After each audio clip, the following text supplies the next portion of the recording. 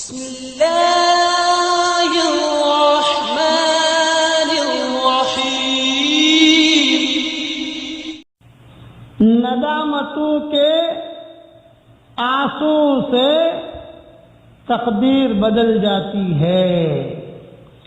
اب جو ہے کچھ نصیحت کی باتیں سنیے کہ علماء نے لکھا ہے ندامتوں کے آنسو سے اللہ تعالیٰ تقدیروں کو بدل دیتا ہے، اور تہجد کے آنسو براہ راست اللہ سے باتیں کرتے ہیں۔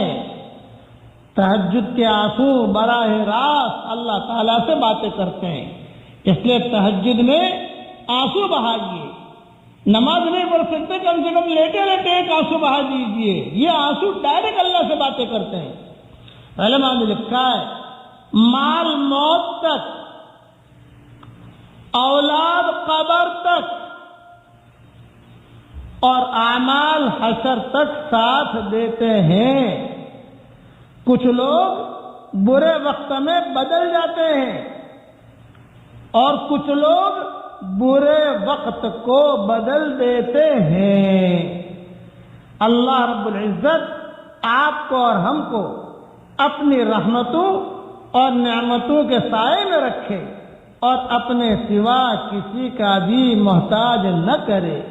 علماء نے ایک بات اور بھی لکھی ہے، اس طرح نہ چلو کہ دیر ہو جائے، اس طرح نہ چلو کہ دیر ہو جائے، اس طرح نہ کماؤ کہ گناہ ہو جائے، اس طرح نہ کماؤ کہ گناہ ہو جائے، اس طرح نہ خرچو کہ قرض ہو جائے، اس طرح نہ خرچو کہ قرض ہو جائے، اس طرح نہ کھاؤ کہ مرض ہو جائے، اس طرح نہ کھاؤ کہ مرض ہو جائے، اس طرح نہ سوچو کہ صدمہ ہو جائے، اس طرح نہ سوچو کہ صدمہ ہو جائے، اس طرح نہ بولو کہ دل ٹوٹ جائے، اس طرح نہ بولو کہ دل ٹوٹ جائے۔ یہ نصیحت کی باتیں فقہا نے، علماء نے لکھی ہیں اپنی اپنی جگہوں پر۔ اس کے لیے اپنے آپ کو دین کے تابع بنا دیجئے۔ کچھ پتہ نہیں کب فرشتہ آ جائے لے کے چل دے، کچھ پتہ نہیں کہ زندگی کی شام کون سی گلی میں ہو جائے، اس لیے ہمیشہ آدمی کو تیار رہنا چاہیے۔ اور اس کے لیے کیا؟ استغفار کی کثرت کریں، اٹھتے بیٹھتے صرف ایک جملہ، اے اللہ مجھے معاف کر دے، اے اللہ مجھے معاف کر دے، اے اللہ مجھے معاف کر دے، اے اللہ مجھے معاف کر دے۔ تہجد کے وقت میں اٹھنے کی کوشش کیجیے۔ جس سے اللہ پیار کرتا ہے اسے تہجد میں اللہ جاگنے کی توفیق دے دیتا ہے۔ میں کہتا ہوں کہ تہجد میں اٹھ کر اگر نماز نہیں پڑھ سکتے، بہت سستی ہے، بہت بدن دکھ رہا ہے، لیکن کم سے کم لیٹے لیٹے سبحان اللہ والحمد للہ ولا الہ الا اللہ واللہ اکبر یہ تو پڑھ سکتے ہو۔ اس میں کیا مسئلہ ہے؟ لا الہ الا اللہ محمد رسول اللہ یہ تو پڑھ سکتا ہے آدمی، درود شریف پڑھ سکتا ہے۔ قرآن شریف تو کوئی آیت پڑھنے کا موقع نہیں ہے، حفظ نہیں یاد ہے، تو کم سے کم اللہ اکبر اتنا پڑھ لیجئے۔ تو اب دل سے پڑھو گے اس وقت میں تو اللہ کی ذات سے امید ہے کہ اللہ کو بہت بہت خوشی ہوگی۔ اب پڑھ لیجئے میرے ساتھ، اللہم اجعل امانی نورا ومن خلفی نورا وعن یمینی نورا وعن شمالی نورا ومن فوقی نورا ومن تحتی نورا۔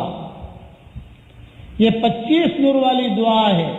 میں کئی روز سے کہہ رہا ہوں کہ میں اسے سیٹ کر کے بتاؤں گا انشاءاللہ، لیکن ابھی میں چونکہ سفروں کی تیاریوں میں ہوں اور سفر بھی چل رہے ہیں سمجھ لیجئے، تو میں اسے سیٹ نہیں کر سکا ہوں، تو میں انشاءاللہ وہ تو ایک ایک کر کے آپ کو پڑھواؤں گا۔ یہ دعا حضور صلی اللہ علیہ وسلم روزانہ 25 نور والی دعا روزانہ فجر کی نماز کے لیے جب نکلتے تھے ماؤں کے کمروں سے، تو یہ دعا پڑھتے پڑھتے مصلی پر آتے تھے۔